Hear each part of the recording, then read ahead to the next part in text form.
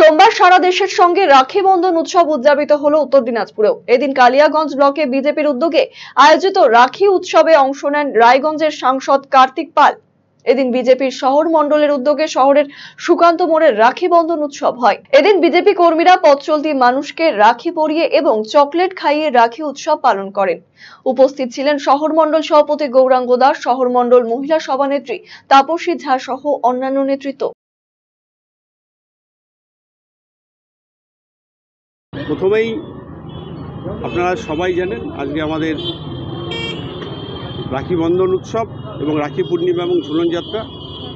আমি সমগ্র রায়গঞ্জ লোকসভাবাসীকে শুভ রাখি পূর্ণিমা এবং ঝুলন যাত্রার শুভেচ্ছা জানাই। তার সাথে এবারের রাখি হোক প্রতিবাদের রাখি, আমরা বিচার চাই এবং এই রাখি বন্ধনের দিনে আমরা ভগবানের কাছে একটাই প্রার্থনা করব, আমাদের সমস্ত মা বোন যেন সুরক্ষিত থাকে এবং আমরা সবাই যেন সুরক্ষিত থাকি।